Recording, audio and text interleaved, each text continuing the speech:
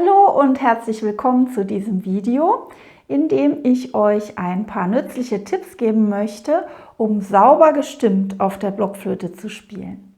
Falls ihr mich noch nicht kennt, mein Name ist Vera Petri und ich gebe euch Tipps zu gutem und schönem Blockflötenspiel.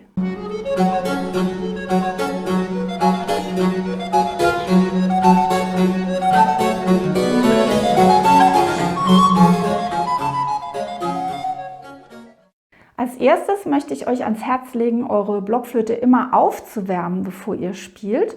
Und zwar das Kopfstück der Blockflöte und vor allem diesen Bereich hier oben, wo der Windkanal ist. Den solltet ihr immer aufwärmen, egal ob es Sommer ist oder Winter.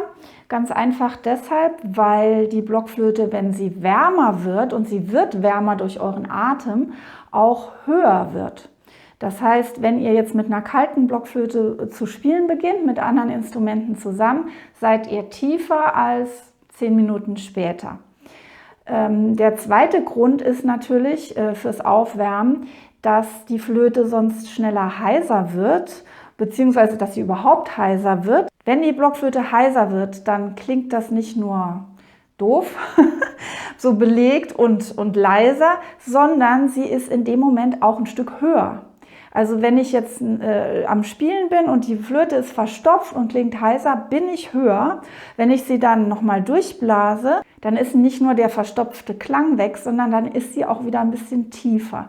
Das heißt, durch Aufwärmen vorher, bevor ihr überhaupt einen Ton spielt, könnt ihr verhindern, dass sie überhaupt heiser wird und in der Stimmung dann ständig schwankt.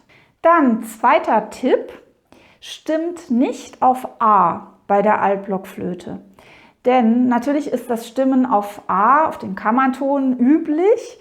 Aber bei einer Altblockflöte würde ich das nicht empfehlen. Ganz einfach, weil das A, das tiefe A, im Verhältnis auch bei einer sehr gut gebauten Blockflöte zu tief ist, im Verhältnis zu den anderen Tönen.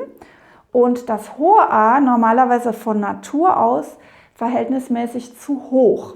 Das hängt mit der Physik des Blockflötenbaus zusammen und wie man die überhaupt gestimmt bauen kann. Davon habe ich keine Ahnung.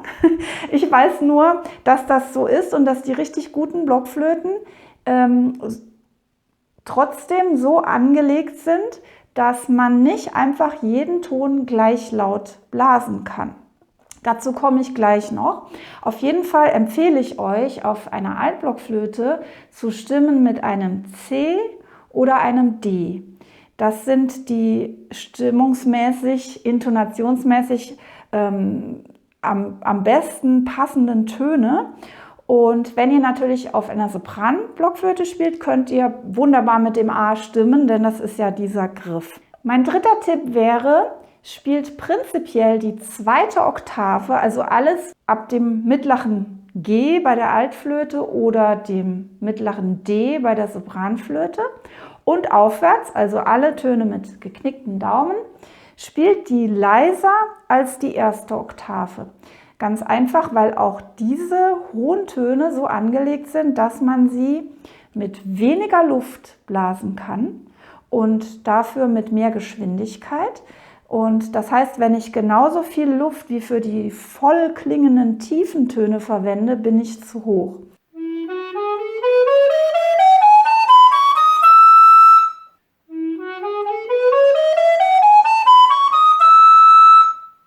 Vierter Tipp, es gibt bestimmte Töne auf der Blockflöte, die von Natur aus schon zu hoch oder zu tief sind. Das habe ich eingangs erwähnt, dass eine Blockflöte nicht eben wie eine Maschine geblasen werden kann und jeder Ton auf die gleiche Art. Man muss eigentlich genau herausfinden, welcher Ton auf meiner Blockflöte braucht wie viel Luft und wie schnell muss ich ihn blasen. Welche Töne sind das nun, wo ihr, auch falls ihr das selbst vielleicht nicht so ganz differenziert hören könnt bisher, falls ihr da noch in Übung seid, wo ihr eigentlich auf Nummer sicher gehen könnt, wenn ihr euch an so ein paar Regeln haltet. Das ist zum Beispiel das G. Das tiefe G könnt ihr in der Regel, so wie die Blockflöten in der Regel gebaut sind, könnt ihr das tiefe G voll und laut blasen, aber locker. Und das mittlere G ist dann im Verhältnis zu hoch. Das heißt, wenn ich mit der gleichen Lautstärke das tiefe und das mittlere G blase, ist das mittlere G prinzipiell zu hoch.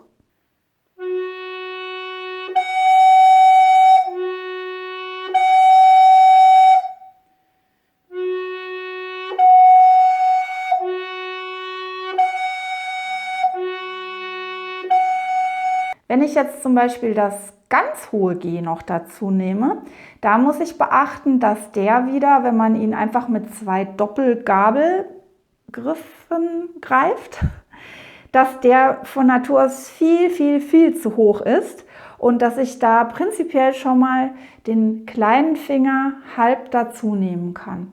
Das ist ja ein Ton, der nicht so ganz von selbst rauskommt, da brauche ich ja schon eine gewisse Lautstärke. Und deshalb muss ich das korrigieren mit dem halben Finger drauf, sonst ist der haushoch zu hoch. Wenn ihr das aber macht, ist das hohe G wunderbar.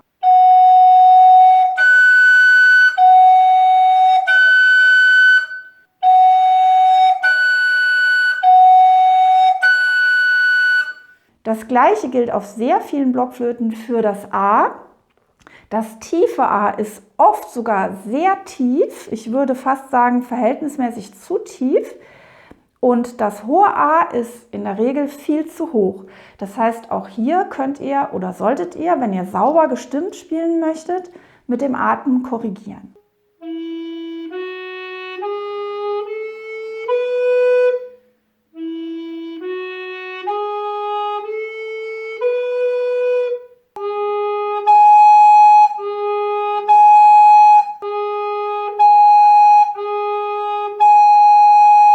Das tiefe H hingegen ist zu hoch im Verhältnis auf sehr vielen Blockflöten. Es kann natürlich sein, dass ihr eine Blockflöte habt, an der schon mal etwas korrigiert wurde mit der Stimmung. Man kann ja da etwas machen, indem man zum Beispiel Bienenwachs in die Grifflöcher gibt und bestimmte Töne erniedrigt oder erhöht.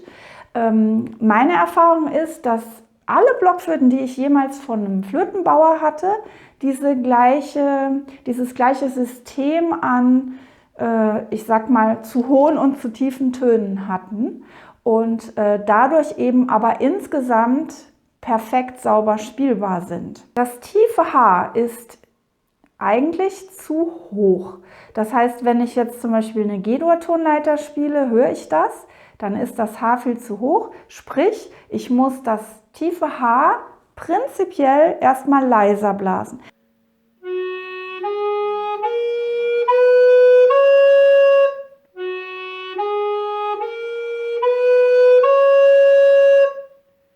Man hört es auch zum Beispiel an der Oktave vom D zum hohen D, dass man auf jeden Fall das hohe D etwas leiser spielen muss als das tiefe D.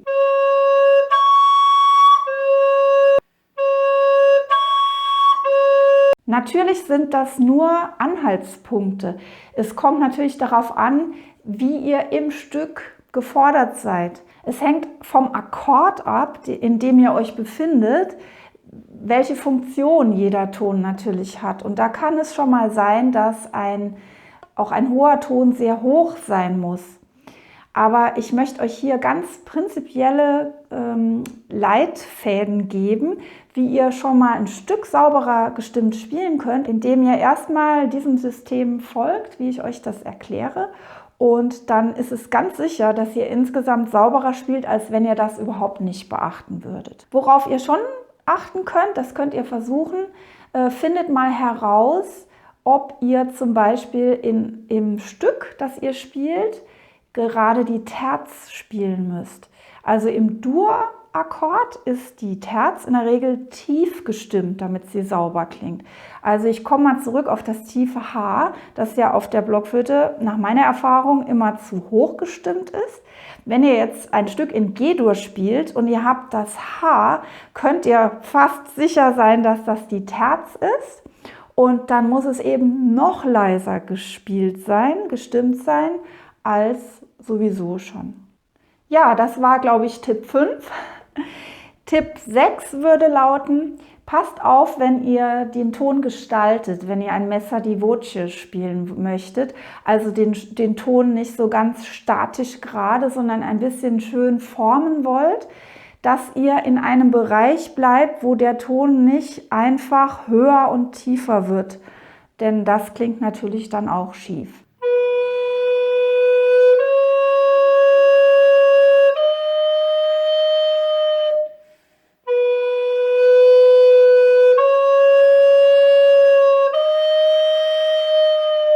Ja, das waren meine Tipps für heute zu sauber gestimmtem Blockflötenspiel. Ich hoffe, ihr könnt etwas damit anfangen und das umsetzen. Macht euch keinen Kopf, falls ihr sagt, ich kann das gar nicht hören, ob ich zu hoch oder zu tief bin. Macht es einfach mal und ihr werdet hundertprozentig schon mal sauberer spielen. Und dieses Hören, ob man sauber gestimmt ist oder nicht, kann man zu einem ganz großen Teil einfach üben und trainieren. Dazu gibt es auch bald nochmal ein gesondertes Video von mir. Dankeschön fürs Zuhören und bis zum nächsten Mal. Tschüss!